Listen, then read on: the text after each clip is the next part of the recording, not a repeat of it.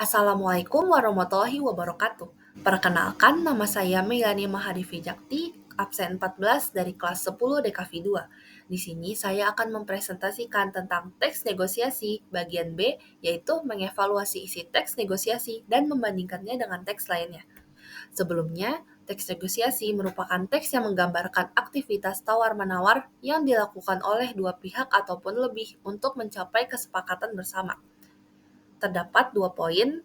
Yang pertama, mengevaluasi isi teks negosiasi, dan yang kedua, membandingkan teks negosiasi dengan teks lain. Penjelasan poin pertama yaitu mengevaluasi isi teks negosiasi, berarti melakukan penilaian terhadap teks negosiasi berdasarkan karakteristik dan strukturnya. Penilaian yang dilakukan berfokus pada bagian pengajuan, penawaran, dan persetujuan, juga dilakukan secara cermat dan objektif.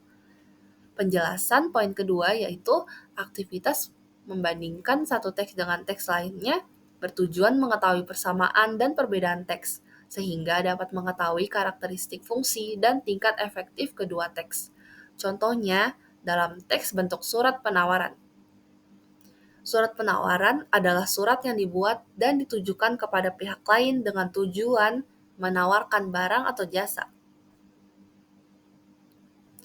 Dalam mengevaluasi teks negosiasi, langkah-langkah yang harus diperhatikan yaitu membaca teks negosiasi dengan seksama, memahami isi pengajuan, penawaran, dan persetujuan, mencermati penggunaan bahasa, dan menentukan kelebihan dan kekurangan teks. Berikut karakteristik surat penawaran. Yang pertama, bentuknya mengikuti kaidah surat resmi. Bentuk surat penawaran terstruktur dan sistematis mengikuti ketentuan pada surat resmi. Dalam surat penawaran, terdapat kop surat yang berisi identitas pihak penulis surat, nomor, lampiran, perihal, tanggal surat, alamat tujuan, salam pembuka isi surat, salam penutup, dan identitas pembuat surat.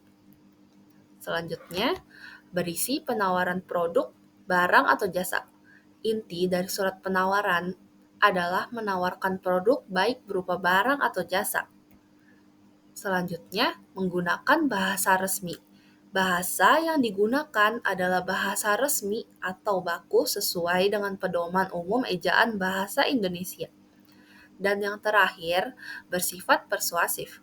Surat penawaran menggunakan bahasa persuasif, yaitu bujukan secara halus agar pihak yang dituju merasa yakin dengan produk, barang, atau jasa yang ditawarkan. Di sini terdapat contoh soal.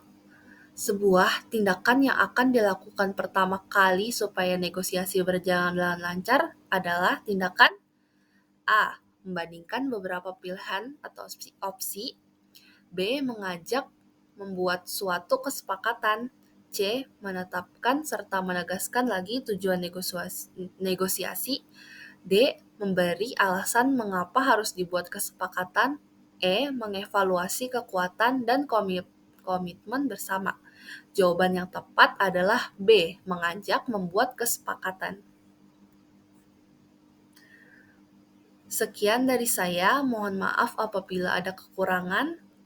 Terima kasih. Wassalamualaikum warahmatullahi wabarakatuh.